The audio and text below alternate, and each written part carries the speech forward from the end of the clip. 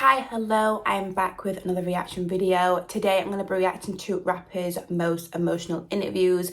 I do actually react to a lot of videos on this channel. Someone asked me to react to this, so I'm back again reacting to this person's videos. Also check out his channel because he has really good videos on here and I have reacted to a lot of them.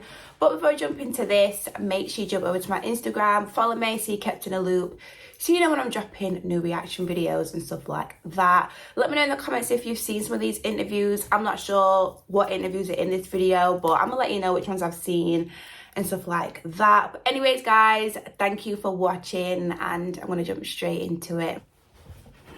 One rapper broke down crying about their dead homies during an interview, and another nearly died on IG Live for being too high. These are rappers' most emotional interviews and moments. And we gotta start with Kodak Black during his interview with Zias, where they linked up with Kodak to react to his Super Gremlin music video. And the whole time, while reacting to the video, Kodak acted very strange due to how high he was. It's your boy Zias. Hey, Lou.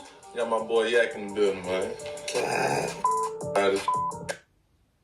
Nah, tired, that's what I see. Okay. Like tired, like they dead. And they dead like flies. Flies everywhere. So they dead. B-Lou's face. Because I know it's... B-Lou's funny. Zia said B-Lou funny anyway, but B-Lou's face right now is like, I don't know what to do with my face. I don't know if I should smile or if I should, I don't know what I'm doing. Let's go back. Because... Like tired, like they dead. And they dead like flies. Flies everywhere. So they dead. Zias and B-Lou were confused with how Kodak was acting. In the whole video, Kodak was itching and twitching very badly. And fans instantly knew that something was off due to how he was moving. A lot of people don't know. That's for your Instagram name comes. Yeah, look, cause they get 1K. I got tatted on me, you know what I'm saying? Yeah. So like, this is like one of them ones like that I like even like. Kodak was nodding off the whole time. Damn. You could tell he needed help.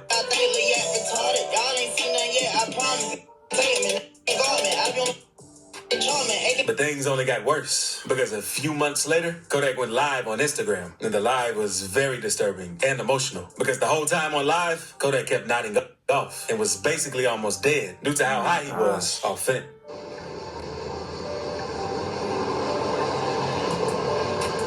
Wow. I know that now though he's a lot better because I saw that he came out, I think he went to rehab and I've seen pictures of him. I know pictures isn't really anything, but he looked a lot more healthier. I think I saw like a TikTok video as well of him talking and he looks a lot better than like how he's looking right here.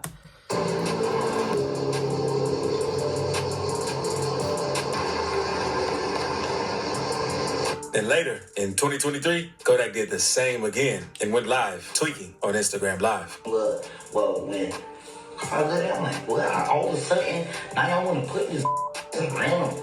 I missed the drug test. Nobody notified me. And where nobody notified me.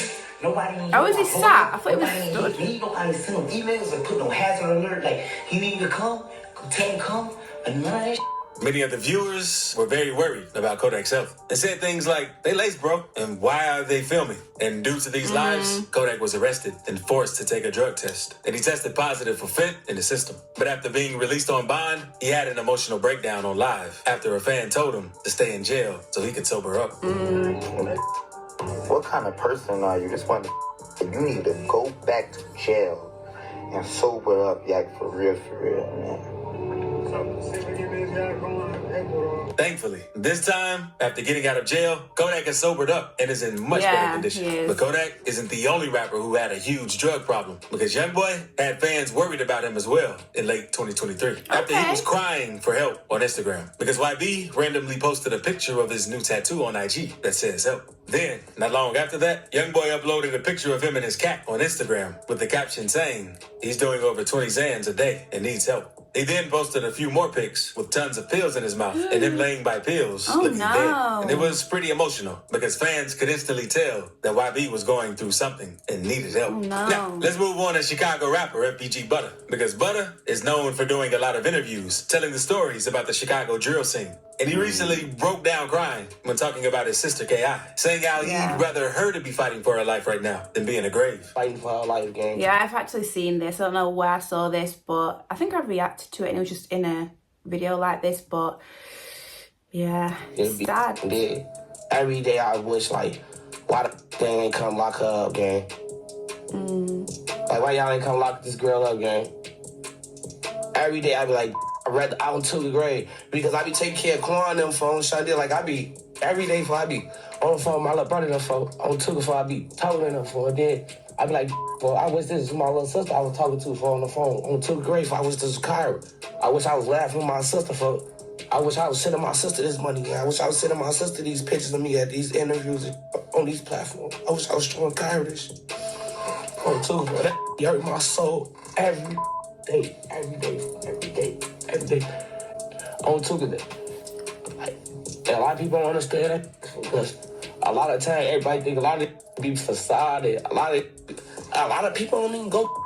Because his sister K.I. lost her life on April 11th, 2014. Because on that day, K.I. made a huge mistake and tweeted out her location for everyone to see, including her ops. She was walking down the street with 2 friends who were headed over to the studio to celebrate Boss Trail's birthday until a gunman hopped out of a car, flagged bystanders to get out of the way, and started firing at K.I. and her friends. To this. Her 2 friends ended up getting hit, and K.I. was hit 9 times in the chest, neck, and jaw. After getting hit, she stumbled to a nearby home where she lay on some steps and take her last breath. And K.I. isn't the only person close to FBG Butter that he's lost due to the gang war, because he also lost FBG Duck, who was a close friend of his. So, not too long after losing FBG Duck, Butter went live, letting everyone know that he's a shattered person due to everything he's been through in the streets. I'm a shattered person for my sister gone for. Like, every day I gotta wake up.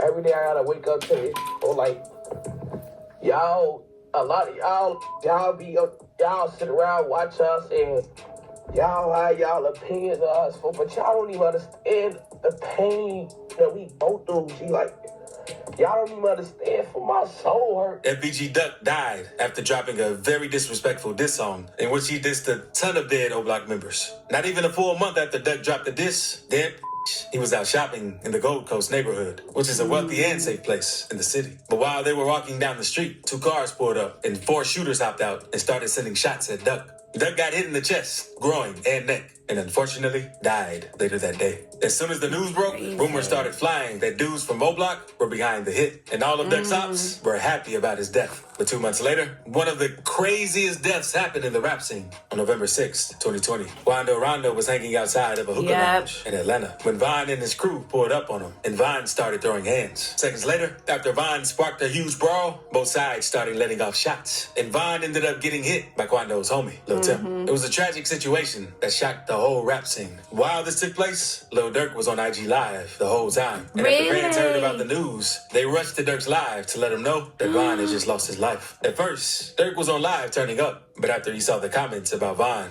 you could see his whole mood change, and he instantly ended the live. It was pretty emotional. Yeah, I thought you was a thug. I ain't got nowhere to go. I shot up everywhere they was. To get it back in blood. We ain't mad. And Vine's death started a huge beef between NBA YoungBoy's crew and Durk's crew, especially with all the diss tracks. Both of the rappers started dropping towards each other. And this beef also put a huge target on Quando Rondo's back. Quando was with his crew at a gas station in LA when 3 dudes pulled up and started letting off shots. At first, everyone thought Quando got hit, but he actually avoided getting shot. Unfortunately, his homie Lil Pab was tragically shot and killed. The police say it was a targeted hit. Then, an emotional video of the scene started going around online that showed Quando screaming while the cops pulled his homie out of the black truck they were riding in.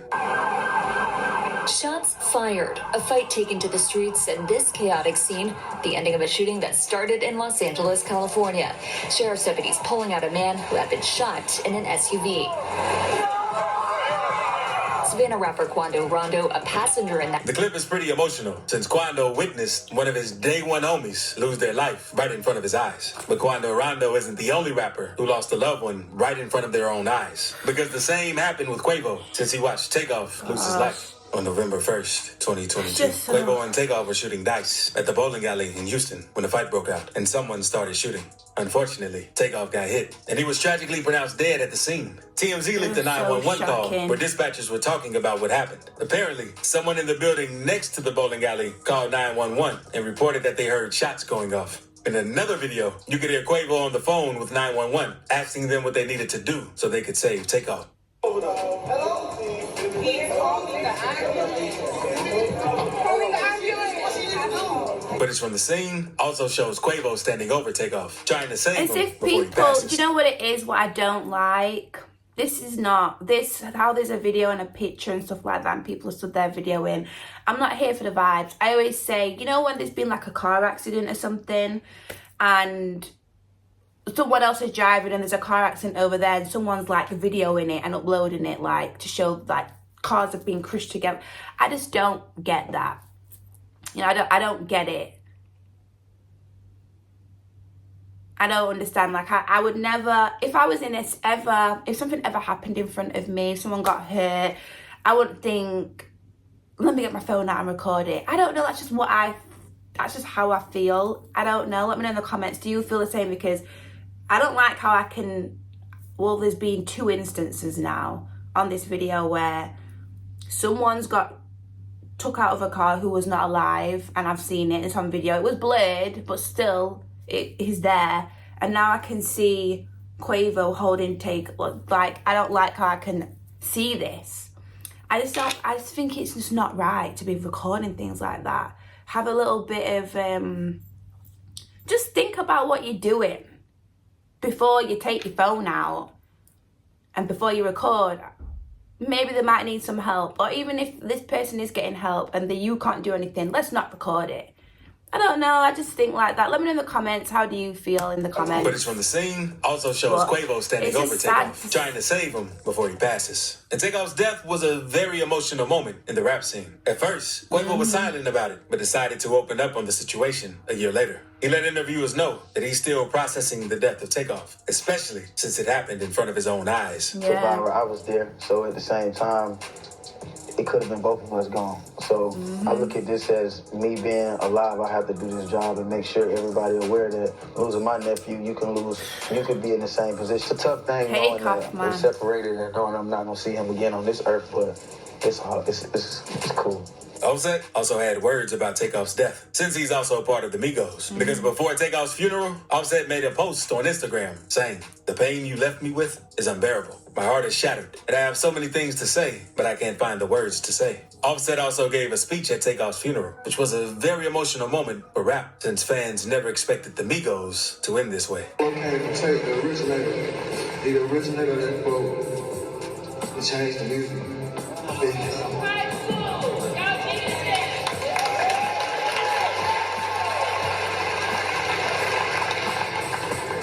Lord, give us the strength. Just give us the strength to family, everybody. Give us some strength.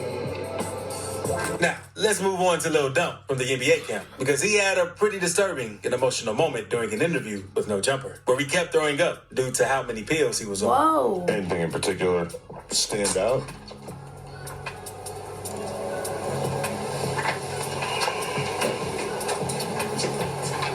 Why do I feel like Adam this always happens on Adam's interview, podcasting? I don't know.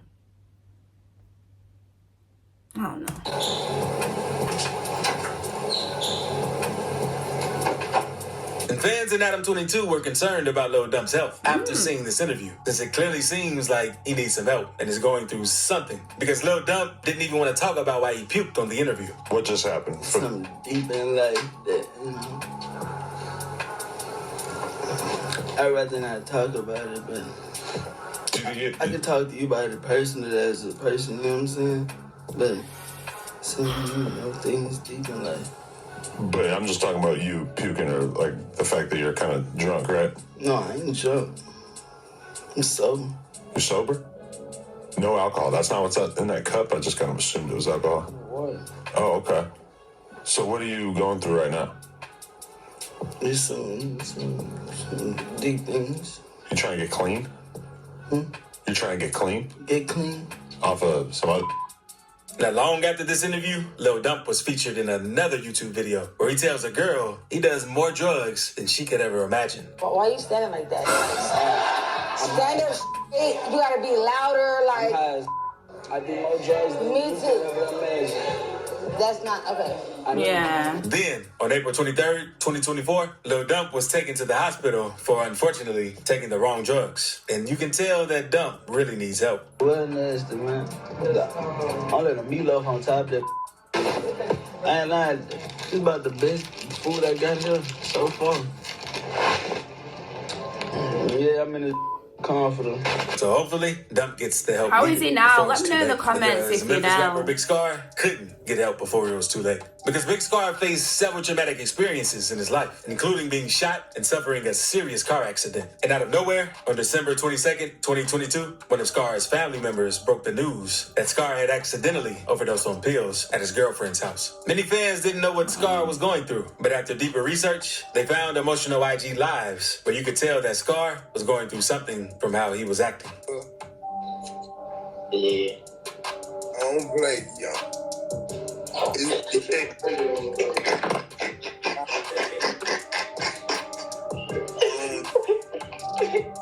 Everything. You don't go. Sad. Where you going, girl? Where you going, girl? Girl. Where you going, girl? Oh my goodness. Hey.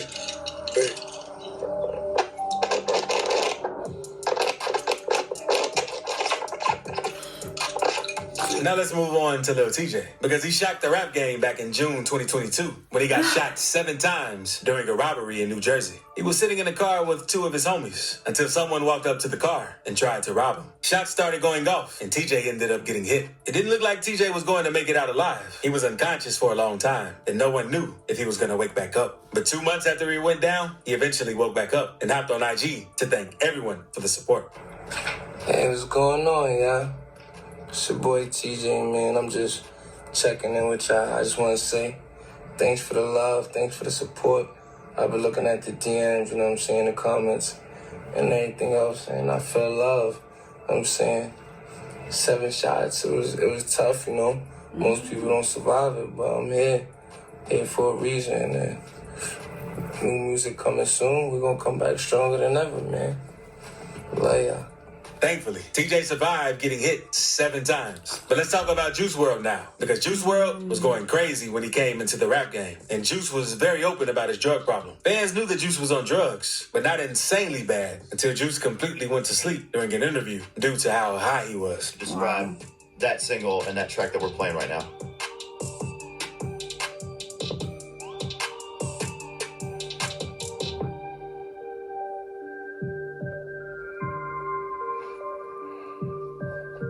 Hey, give me a little bit one on Lucid Dreams. Describe that track to me. My apology.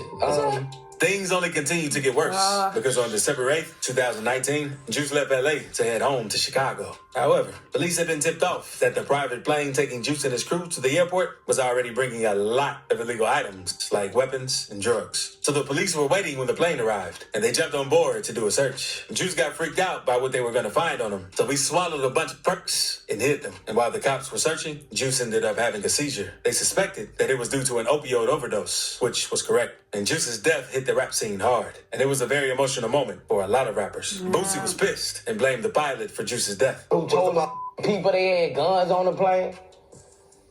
You shouldn't. What? You the one made them people come search the plane. That's why he swallowed the rat. Snitching. It's a worldwide epidemic.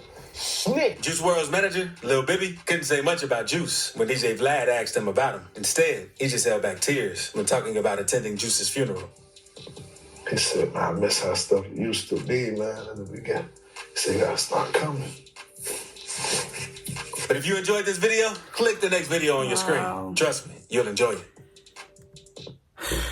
This was a really sad one. It's just sad, the Juice WRLD, Takeoff, like people just losing their lives, and you know, it's sad. And Also, I'm glad that the people who had problems was able to overcome them as well, of course, like Kodak. Let me know in the comments what you thought about this video. It was definitely very eye-opening as well though, because there was a few things like I didn't know in this video. Also, if there's anything else on this channel that you would like me to react to, then let me know in the comments, because he makes really good informative videos actually, and I have reacted to a lot on here.